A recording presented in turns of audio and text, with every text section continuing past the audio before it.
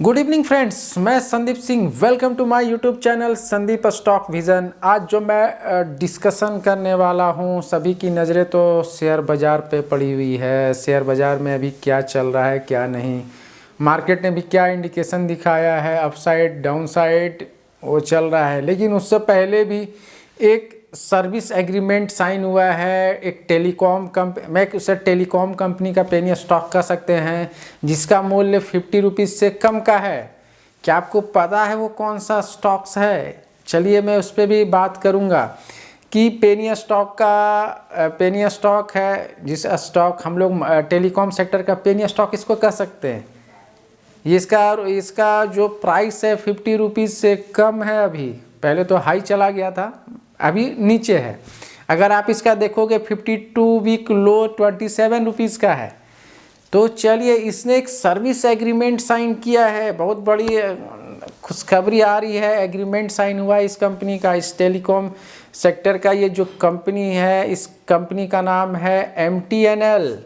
इसने service agreement sign किया है 10 सालों के लिए। तो किस कंपनी के साथ साइन किया है, आज मैं उस पर बात करूंगा। न्यूज़ अपडेट आ रहा है, न्यूज़ उस पर आ रही है। चलिए, उससे स्टार्ट करने से पहले मेरा आप लोगों से रिक्वेस्ट है, अगर आप फर्स्ट टाइम मेरे चैनल विजिट कर रहे हैं तो सब्सक्राइब जरूर करें, लाइक एंड शेयर भी जरूर करें। अभी चलिए, मैं बात जो करने जा रहा हूँ, किसने 10 सालों के लिए, इसने 10 सालों तक सर्विस एग्रीमेंट साइन किया है। उस कंपनी का नाम है BSNL। इसने BSNL के साथ 10 सालों का एग्रीमेंट साइन किया है, वो भी सर्विस एग्रीमेंट BSNL के साथ। चलिए, मैं थोड़ा सा उस पर अब डीपली बात करता हूँ कि जो उसने सर्विस साइन किया है 10 सालों के लिए, क्या है उसका। ये BSNL के साथ इसने एक समझौते के रूप में एग्रीमेंट साइन किया है, अनुमोदन किया है। ये किसके द्वारा समझौता हुआ है? कॉरपोरेट मामलों के मंत्रालय MCA द्वारा अनुमोदित किया गया है। दोनों दूरसंचार दिग्गजों के बीच सहयोग मत, दोनों के एक म्यूचुअल अंडरस्टैंडिंग बढ़ावा देने के लिए तैयार किया गया है, दोनों के बीच, BSNL एंड MTNL के बीच। यह समझौता 10 वर्षों की अवधि के लिए किया गया है, जिसमें 6 मंथ का नोटिस अवधि के साथ संभावित रूप से पहले से समाप्ति या आपसी सहमति से विस्तार का भी प्रावधान है। या तो पहले वो भी निकल सकते हैं, 6 महीने का नोटिस पीरियड के साथ ये किया गया है। अगर बोर्ड की स्वीकृति MTNL और BSNL ने 22 नवंबर 2024 को सेवा समझौते को सफलतापूर्वक साइन किया है। यह कानूनी रूप से बाध्यकारी अनुबंध 1 जनवरी 2025 से आधिकारिक रूप से प्रभावित होगा। ये 1 जनवरी से आधिकारिक रूप से प्रभावित होगा और इसकी अवधि, जैसा कि पहले बताया गया है आपको, 10 वर्षों की है। दोनों पक्षों को 6 महीने की नोटिस अवधि के साथ समझौते को समाप्त करने या आपसी सहमति से इसकी अवधि बढ़ाने की भी सुविधा प्राप्त है। तो ये एक आया है न्यूज़ MTNL की तरफ से। MTNL आज स्टॉक ने भी कुछ मूवमेंट दिखाया है, उस पर भी मैं थोड़ा फर्दर बात करूंगा कि क्या उसने मूवमेंट दिखाया है। थोड़ा सा कंपनी के बारे में जान जाए। कंपनी क्या है? MTNL जो सेक्टर है 1986 में ये इनकॉर्पोरेट हुआ था। इस्टेब्लिश होने के बाद high quality telecom service afford कर रही थी, अफोर्डेबल रेट्स में residents of Delhi and Mumbai में ये दे रही थी अपनी सेवा। दे रही है, including their respective metropolitan region.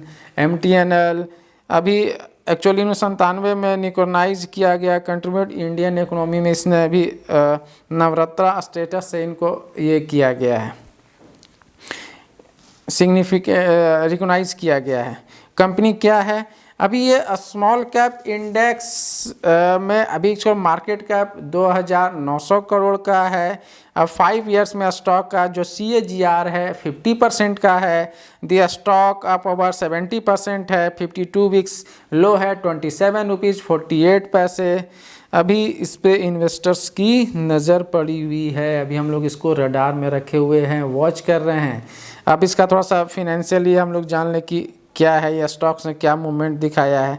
आज अप्रोक्स 2.5% के करीब में अप रहा है ये स्टॉक MTNL। आज इसने हाई बनाया है 51 रुपीज़ 45 पैसा का आज का हाई है। क्लोजिंग दिया है इसने 48 रुपीज़ 50 पैसे का इसने क्लोजिंग दिखाया है। आज के अनुसार से क्लोजिंग के बेस पे मार्केट कैप जो दिखा रहा है 3055 करोड़ का है। तो एक अच्छा न्यूज़ आया है एक छोटे से काउंटर में। तो क्या ये मल्टी बैगर हो सकता है? ये तो फर्दर ही हम लोग देखेंगे, बात करेंगे। उम्मीद तो क्या है वो तो वक्त ही ये बताएगा। न्यूज़ भी इस पे अपडेट हो रहा है, आप जाके इसका न्यूज़ भी देख सकते हो। सभी जगह न्यूज़ आ रही है MTNL पे। और इसने जो साल भर में अभी 1 साल का जो रिटर्न दिखा रहा है अप्रॉक्स 70 से 80% के करीब में इसने रिटर्न दिखाया है। और अगर आप देखोगे प्रमोटर के पास 56.25% का होल्डिंग है, प्लस FI ने भी बाई करके रखा है। FI ने 0.06% का बाई करके रखा है। DI एंड म्यूचुअल फंड्स वालों ने 13.47% का बाई करके रखा है। और रिटेलर्स के पास 30.22% का इसने होल्डिंग करके रिटेलर्स के पास पड़ा हुआ है। टेलीकॉम सर्विस की एक कंपनी है। आज बस इतना ही, फिर फर्दर मैं कुछ और भी स्टॉक्स लेके आऊँगा, उस पर बात करूँगा। मैं Sandeep Singh, thank you for watching.